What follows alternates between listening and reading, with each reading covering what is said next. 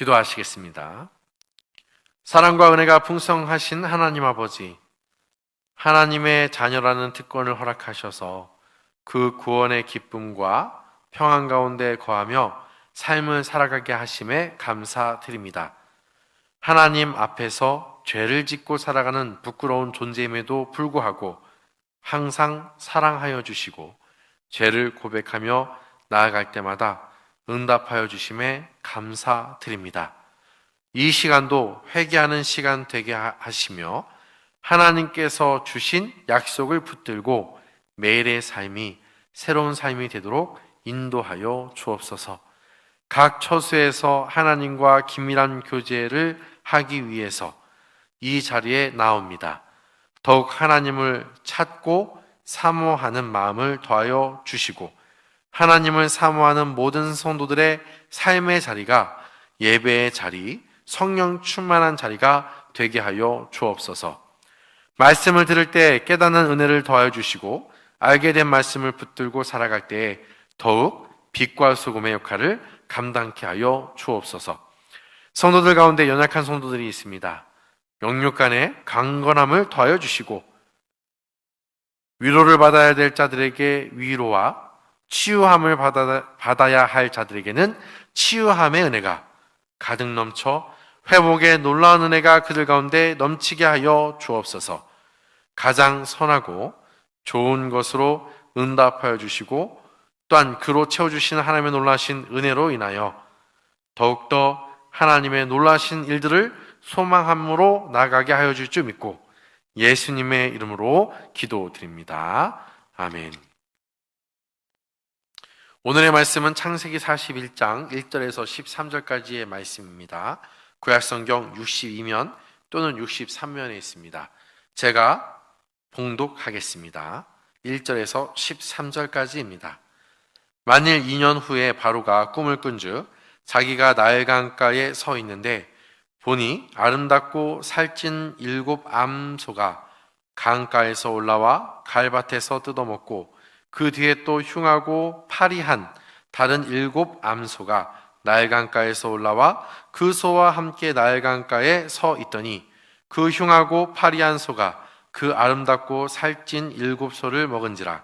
바로가 곧 깨었다가 다시 잠이 들어 꿈을 꾸니 한 줄기에 무성하고 충실한 7 이삭이 나오고 그 후에 또 가늘고 동풍에 마른 7 이삭이 나오더니 그 가는 7 이삭이 무성하고 충실한 7 이상을 삼킨지라.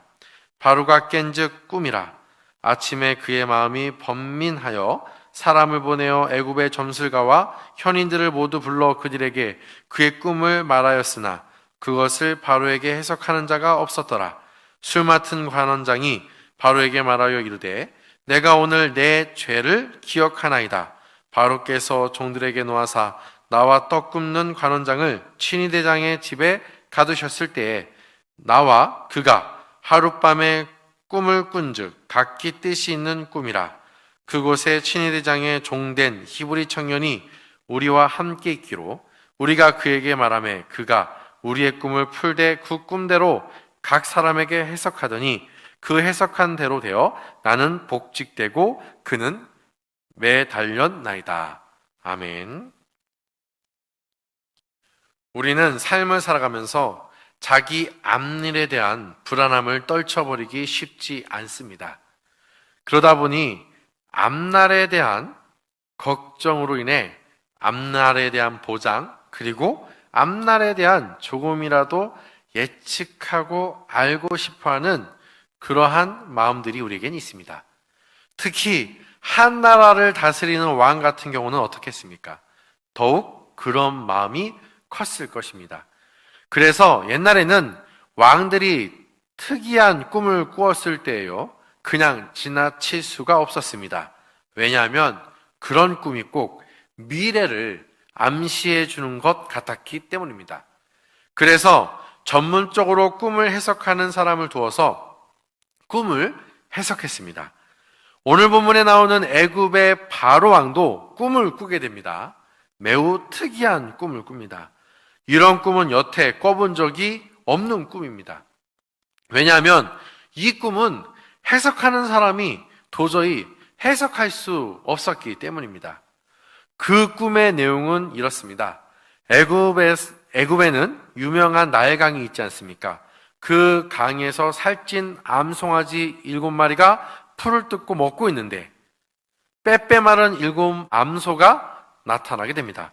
그 생김이 흉악하고 삐쩍 마른 암소입니다.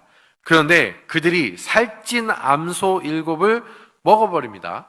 먹고 나면 살이 쪄야 되는데 먹어도 빼빼 말라 있었던 겁니다. 이 꿈을 꾸고 다시 깼다가 다시 잠이 듭니다.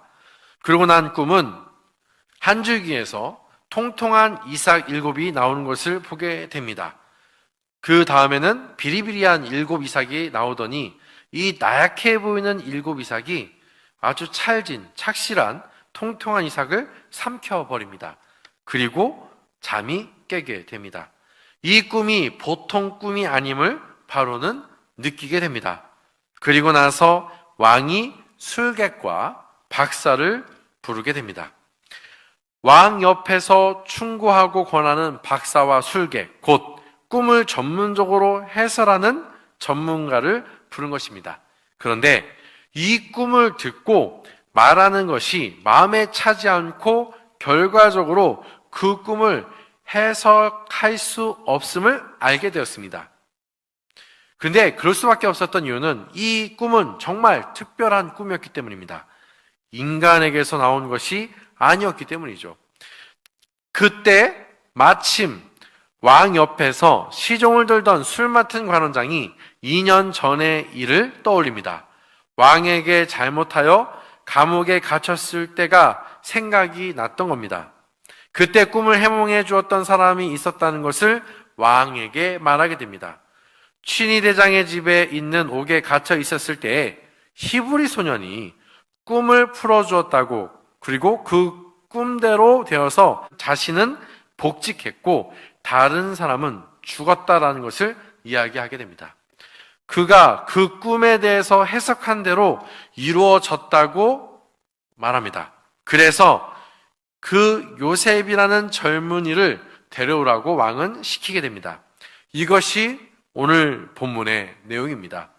여기서 우리에게 주고자 하는 메시지가 무엇일까요? 먼저 이제 하나님의 때가 되었다라는 겁니다. 요셉이 감옥에서 나올 때가 되었다는 것입니다. 요셉이 그렇게 감옥에 나오고 싶어 했습니다. 2년 전에 술 관원장에게 요청했지만 그는 그 즉시 그 이야기를 바로에게 하지 않음으로 인해, 잊어버림으로 인해 2년을 더 옥살이를 하게 된 것입니다. 그 힘든 여정은 시편 105편 19절을 참고하면 알 수 있죠. 여호와의 말씀이 응할 때까지 단련하는 기간이었던 겁니다.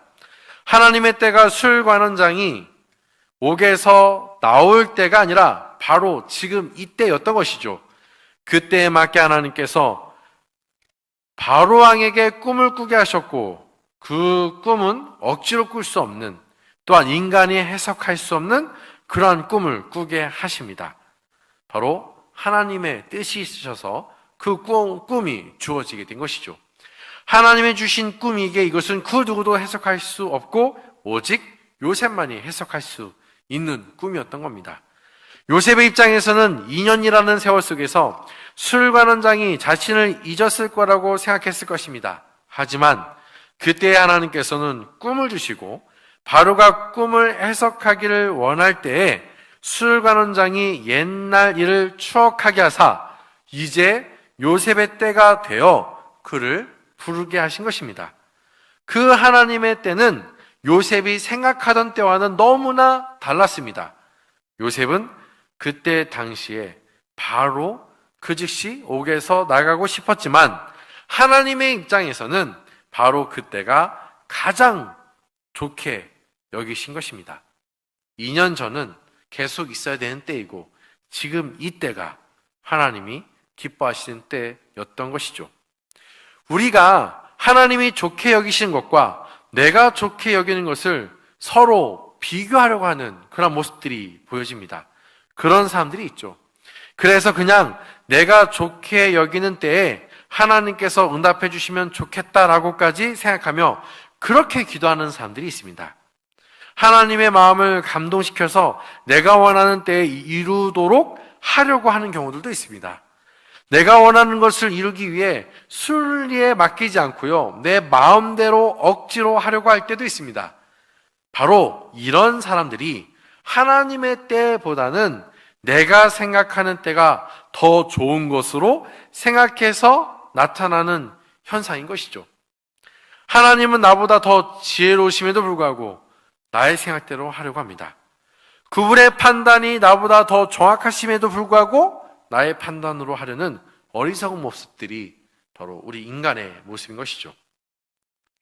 그런 어리석은 모습, 곧 만약에 요셉이 2년 전에 정말 그의 소원대로 감옥을 나갔다면 어떻게 되었을까요? 그냥 그렇게 술 관원장의 꿈을 해석해 주는 결론을 맺으면서 그냥 그걸로 그의 역할은 끝날 수도 있었을 것입니다. 바로가 꿈을 꾸고 해석자가 필요할 때 이미 요셉은요, 고향으로 돌아갔을 수도 있습니다. 그러면 우리가 알고 있는 총리 요셉의 이야기는 어떻게 해서든 하나님께서 억지로 이끄신다면 그렇게 이끄셨겠지만 순리적으로 진행되지는 않았을 것입니다. 그래서 하나님께서 우리에게 원하시는 것은요, 하나님의 때를 기다릴 줄 아는 자가 되라는 것입니다. 믿음으로 인내하라는 것이죠. 하나님이 우리에게 당신의 때를 미리 알려주시지 않음은 더욱 하나님을 신뢰하라는 뜻입니다. 그분의 판단을 믿고 그분의 인도하심을 신뢰하며 오늘도 믿음으로 인내할 때에 우리가 더욱 하나님의 사람으로서 합당한 인생을 살아가는 것이죠. 기다림의 시간은 단련의 시간입니다. 그리고 나의 믿음을 다시 확인하는 시간입니다.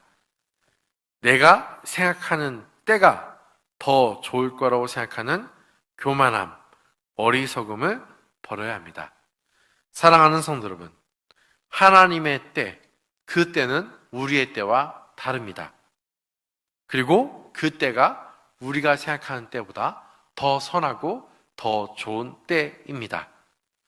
그 때를 기다릴 수 있는 인내와 또한 그 때가 가장 기쁨이 된다는 것을 믿고 소망함으로 오직 하나님만을 신뢰함으로 그 때를 바라보며 하루하루의 삶을 살아가는 우리 모든 성도님들이 다 되시기를 바랍니다.